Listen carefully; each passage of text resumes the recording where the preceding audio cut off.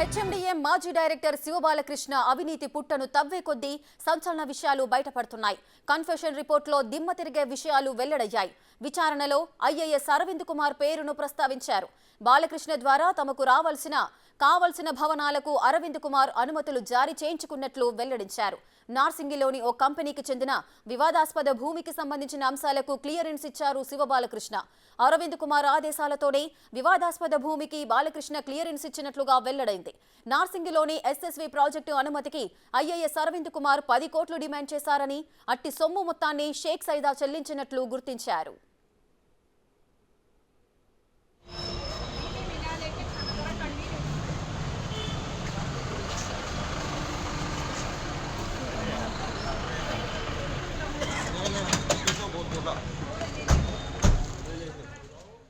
December నెలలో శివబాలకృష్ణ ద్వారా అరవింద్ కుమార్ కు ₹1 కోటి చేరాయని, ఈ డబ్బును జూబ్లీహిల్స్లోని అరవింద్ కుమార్ నివాసానికి వెళ్లి బాలకృష్ణనే స్వయంగా ఇచ్చినట్లు వెల్లడైంది.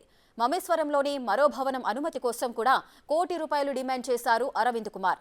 మహేశ్వరం మండలం మంకల్ వద్ద వర్టెక్స్ భూములకు సంబంధించిన వ్యవహారంలో వారికి ఫేవర్ చేసినందుకు వెర్టెక్స్ హోమ్స్ లో ఐఏఎస్ అరవింద్ కుమార్ కు ఓ ఫ్లాట్ను గిఫ్ట్ గా ఇచ్చినట్లు గుర్తించారు.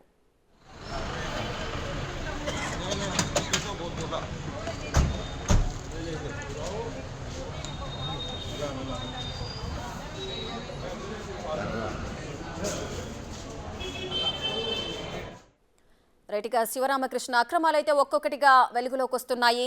ఇక ఈ కన్ఫెషన్ రిపోర్ట్లో కూడా కొన్ని నిజాలైతే బయటకు వచ్చిన నేపథ్యం కనిపిస్తోంది. మరింత సమాచారం మా ప్రతినిధి సురేష్ అందిస్తారు. సురేష్, శివబాలకృష్ణని 8 రోజుల పాటు కస్టడీలో విచారించిన ఏసీబీ అధికారులు బాలకృష్ణకు సంబంధించిన స్టేట్మెంట్ అంతా కూడా రికార్డ్ చేయడం జరిగింది. ఆ రికార్డ్ నే కోర్టులో మొన్న రిమాండ్ చేస్తున్న తరుణంలోనే కస్టడీ పూర్తయిన తర్వాత నాంపల్లి ఏసీబీ కోర్టులో కంప్లీషన్ రిపోర్ట్ ను సబ్మిట్ చేయడం జరిగింది. ఆ రిపోర్ట్ లో చాలా సంచలన విషయాలు బయటకు వస్తున్నాయి. దానికి సంబంధించి అరవింద్ కుమార్, ఐఏఎస్ సంబంధించిన అరవింద్ కుమార్ మున్సిపల్ ప్రిన్సిపల్ సెక్రటరీగా పనిచేసిన క్రమంలోనే ఇటు బాలకృష్ణకి అరవింద్ కుమార్ కి పరిచయం ఉంది. మున్సిపల్ అడ్మినిస్ట్రేషన్ లో కూడా బాలకృష్ణ అదనంగా విధులు నిర్వహించడం జరిగింది ఇన్ఛార్జిగా.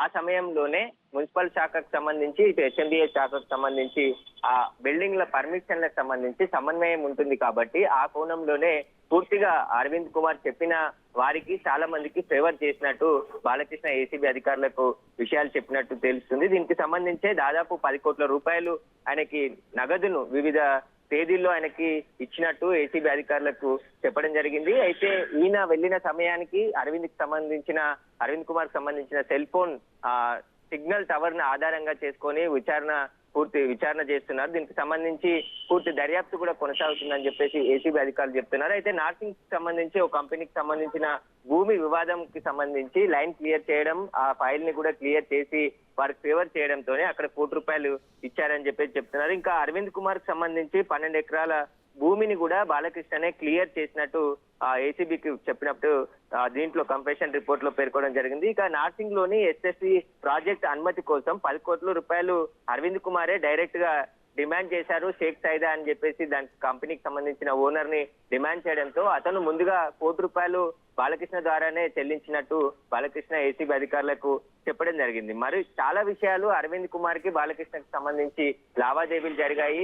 బాలకృష్ణ ఏదైతే హైరేజ్ అపార్ట్మెంట్ కి సంబంధించి మున్సిపల్ శాఖ నుంచి కూడా అనుమతులు తీసుకోవాల్సి ఉంటుంది. ఆ అనుమతుల సమయంలోనే బాలకృష్ణ అరవింద్ కుమార్ చెప్పిన విధంగానే నేను చేశాను, ఆయన ఒత్తిడి మేరకే కొన్ని అనుమతులు ఇచ్చానని చెప్పేసి ఒక 5 ఫైల్స్ ని కూడా ఏసీబీ అధికారులు గుర్తించడం జరిగింది. హైరేజ్ అపార్ట్మెంట్లకు సంబంధించి అనుమతి జారీలోనే భారీగా డబ్బులు అరవింద్ కుమార్ బాలకృష్ణ నుండి తీసుకున్నట్టు కన్ఫెషన్ రిపోర్ట్ లో కోర్టుకు తెలిపారు ఏసీబీ అధికారులు.